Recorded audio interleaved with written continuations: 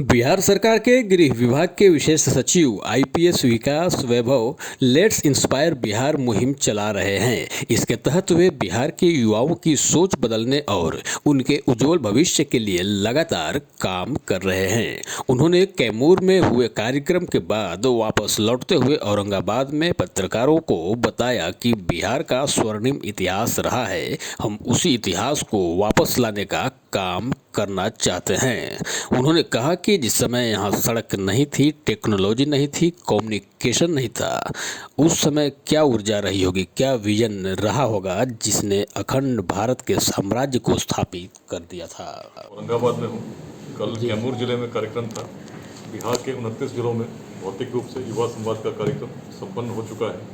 अभी तक लगभग 45,000 लोग स्वैच्छिक रूप से इस अभियान के साथ जुड़े हैं, जिसका मूल उद्देश्य बिहार के उज्जवल भविष्य का निर्माण है।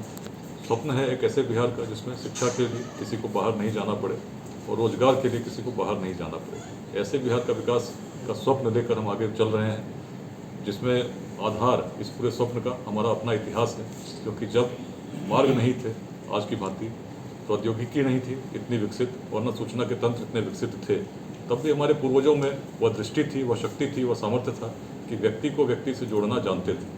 तभी तो हम उस अखंड भारत के साम्राज्य का निर्माण बिना संसाधनों के उस अवस्था में कर पाए जिसकी सीमाएं अफगानिस्तान के पार तक थीं, हिमालय के उत्तर तक थीं, पूर्वोत्तर के पार तक थी और दक्षिण सागर तक तो थी। क्या सामर्थ्य था, क्या दृष्टि थी। यदि इस पर चिंतन करते हैं तो हम पाते हैं बिहार की भूमि प्राचीन काल से ही वैचारिक रूप से अग्रणी रही। इस भूमि ने वेदांत के उत्कर्ष को देखा, जो वैदिक ज्ञान का परम उत्कर्ष था। उसी के कारण व्यक्ति तो व्यक्ति छोड़ दीजिए, किसी जीवात्मा में भेदभाव नहीं करने वाली भूमि ने उस प्रकार की सोच उत्पन्न की जिसमें जातियां तब भी थीं, लेकिन जातिवाद इस प्रकार से हावी नहीं थी। तभी तो सम्राटों के चयन में जिस मगध की धरती पर हम आज बैठे हैं, जाति कभी अवरोध रही ही नहीं। सबसे निम्न वर्ग का व्यक्ति भी शासक बन सका। प्राचीन भारत में ऐसी अवधारणा कहीं और देखने को नहीं मिलती।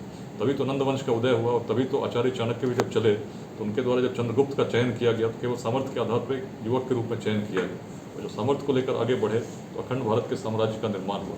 उस वैचारिक दृष्टि को पुनः स्थापित करने की आवश्यकता है, जिसमें व्यक्ति को व्यक्ति से हम जोड़ना सीखें, तोड़ने की बात नहीं सोचें। संघर्ष में यदि हम अपनी ऊर्जा लगाएंगे तो सही ऊर्जा सही दिशा में नहीं लग पाएगी। और विकास की बात यदि करते हैं, बिहार को जब हम देखते हैं, पाते हैं प्राचीन काल जब कुछ नहीं था तब तो हम भारत का नेतृत्व कर रहे थे, उस भारत का कर रहे थे। ऐसे विश्वविद्यालय स्थापित कर पा रहे थे जिसमें पूरे विश्व भर से लोग पढ़ने आते थे। उद्यमिता ऐसी थी कि हमारे अंदर इतनी प्रेरणा थी कि पूरे विश्व भर के लोग प्रेरित होकर जाते थे। और वियतनाम के लोगों ने तो अपने देश का नाम चंपा रख दिया, जो बिहार का एक नगर था जिसको बौद्ध ग्रंथ प्रथम नगर कहते हैं। आज यदि हम पाते हैं श्रृंखला में राज्यों में बिहार पिछड़ता है, बहुत सारे कारणों से हम चिंतित होते हैं। तो चिंतित होने से समस्याएं नहीं सुलझेंगी, चिंतन करना होगा। और चिंतन करने पर हम पाते हैं कि जो दृष्टि हमारी थी, जिसको लेकर हम आगे बढ़ रहे थे, आज भी यदि भविष्य का निर्माण करना है तो युवाओं में विशेष रूप से सोचना होगा किस प्रकार हम करें। तो इसीलिए हम लोग इस अभियान के अंतर्गत शिक्षा के विकास, समतामूलक समाज का निर्माण, जिसमें जो सक्षम है उनका सहयोग करें जिनको उसकी आवश्यकता है, और मुख्य रूप से उद्यमिता का विकास, ताकि रोजगार के अधिक से अधिक अवसर उत्पन्न हो। कितना भी हम चाहें, यदि कोई व्यक्ति चाहे कि हर व्यक्ति को सरकारी नौकरी मिल जाए तो कोई भी आ जाए, कोई भी कुछ कह सके, संभव नहीं है कि हर व्यक्ति को सरकारी नौकरी मिल सके। उद्यमिता का विकास हर स्तर पर हो ताकि उद्योग स्थापित हो। उद्योगों से ही बिहार का विकास संभव है, लेकिन उद्योग स्थापित तब होंगे जब उद्यमिता का विकास हर स्तर पर होगा। विद्यालय में होगा, महाविद्यालय में होगा, प्रखंड में होगा, जिले में होगा। और ऐसे मेंटर्स हम लोग हर जिले में तैयार कर सकें, हर प्रखंड में तैयार कर सकें, जो उन लोगों को मार्गदर्शन कर सकें जो उद्योग स्थापित करना चाहते हैं। सरकार की अनेक नीतियाँ हैं, लेकिन जिसके बारे में हमारे युवा जानते नहीं। तो ये एक विकल्प है कि हम उद्योग स्थापित कर सकते हैं, दूसरों को भी रोजगार दे सकते हैं। इसके लिए हम लोग बहुत प्रयास कर रहे हैं। नई दिल्ली में हम लोगों ने बिहार उद्यमिता सम्मेलन किया था पिछले वर्ष 25 दिसंबर 2021 को।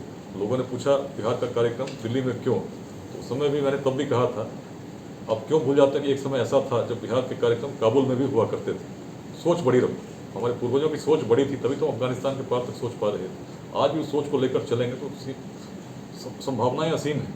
रिसोर्सेज की कमी नहीं है, टेक्नोलॉजी आज कनेक्ट ऐसी कर पा रही है, केवल व्हाट्सएप ग्रुप्स में 45,000 लोगों को जोड़ पा रहे हैं। उस समय कहाँ जोड़ पा रहे थे, लेकिन तब वैशाली के संथागार में 7,707 गणराजा चुन के आते थे, एक साथ बिना माइक के निर्णय लेते थे कि नहीं लेते थे। उस मतैक्य को जन्म देना होगा, सहयोग की भावना को जन्म देना होगा, संघर्ष को मिटाने का हर स्तर पर प्रयास करना होगा, यदि हम चाहते हैं कि अपने जीवन काल में जिस बिहार का स्वप्न हम देखते हैं उसको पूरा कर सकें। अच्छी बात यह है काफ़ी लोगों का सहयोग मिला, जिसके कारण अनेक कार्यक्रम तो हुए ही हुए, उद्यमिता के विकास के लिए पटना में वाइब्रेंट बिहार ग्लोबल समिट जून महीने में हुआ।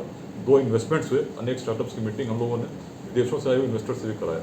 एक स्टार्टअप समिट हुई, इसमें मुख्य रूप से कृषि आधारित जो बिजनेस है, उद्यम है, उस पर किस प्रकार की सरकार की नीतियाँ हैं उसके बारे में चर्चा हुई।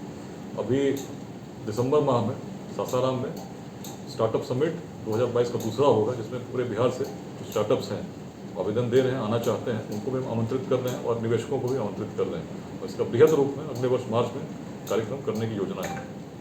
बिहार के बाहर जितने लोग रहते हैं और बिहार में अंशदान करना चाहते हैं, उनको भी हम लोग जोड़ने के लिए प्रयास कर रहे हैं, ताकि ऐसे लोग जुड़ें। समाज को नुकसान दुर्जनों के दुष्कृत्यों से उतना नहीं होता जितना सज्जनों की निष्क्रियता से होता है। इसलिए इस अभियान में हम लोग बिल्कुल विशुद्ध रूप से गैर राजनीतिक अभियान है, जिसमें हम लोग जोड़ रहे हैं ऐसे लोगों को जो अच्छे चिकित्सक हैं, अच्छे एडवोकेट्स हैं, अच्छे बिजनेसमैन हैं, अच्छे टीचर्स हैं, जो समाज को कुछ देना चाहते हैं, सामाजिक गतिविधियों में रुचि रखते हैं। और ऐसे लोगों को जोड़कर अवकाश के दिनों में यथासंभव जो भी समय मुझे मिलता है, बिहार के अन्य जिलों में जाता हूँ, लोगों से बात करता हूँ, संवाद स्थापित करने का प्रयास करता हूँ। उसी क्रम में आज औरंगाबाद में कैमूर से लौटने के आपके साथ वार्ता कर रहा हूँ। प्रसन्नता है कि जिस समय औरंगाबाद में था, 3 अप्रैल को यहाँ युवा संवाद का कार्यक्रम लॉर्ड बुद्धा पब्लिक स्कूल में हुआ था, तब करीब 25,000 लोग थे। इस बीते कुछ महीनों में अब संख्या 45,000 के पार है और निरंतर लोग बढ़ते जा रहे हैं। औरंगाबाद में भी गतिविधियाँ चल रही हैं, हर ब्लॉक में टीम बनी हुई है। देव प्रखंड में एक शिक्षक ने उत्तरदायित्व ग्रहण किया, जिन्होंने बच्चों को मुफ्त शिक्षा उपलब्ध कराएंगे। ऐसे अनेक प्रयासों की आवश्यकता है। फ्री मेडिकल कैंप्स लगाने की भी योजना चल रही है। आज एनटीपीसी प्लांट में भी सबसे मिलने का अवसर मिला। मैं खुद भी पहले एनटीपीसी में कार्यरत था, एक अलग आत्मीय संबंध एनटीपीसी के लोगों से पहले से रहा है। उनसे जब बात हुई तो उनसे इस क्षेत्र के विकास में एनटीपीसी का क्या योगदान होता है, इस पर काफ़ी विस्तार से चर्चा हुई। कैसे विद्यालयों में योगदान हम कर सकते हैं, कैसे हम शिक्षकों को और प्रशिक्षित कर सकते हैं। चर्चा इस पर हुई कि युवाओं को रोजगार के लिए प्रेरित करने के लिए किसी इंक्यूबेशन सेंटर को हम कैसे स्थापित कर सकते हैं, उस पर विचार कर सकते हैं। बातें हुई हैं। मुझे उम्मीद है आने वाले समय में निश्चित ही कुछ ऐसे प्रयास भी होंगे, जिससे जो मुख्य 3 बिंदु हैं, शिक्षा, समता, उद्यमिता, उसमें काम करते हुए हम उज्ज्वल भविष्य के लिए अपना योगदान देंगे।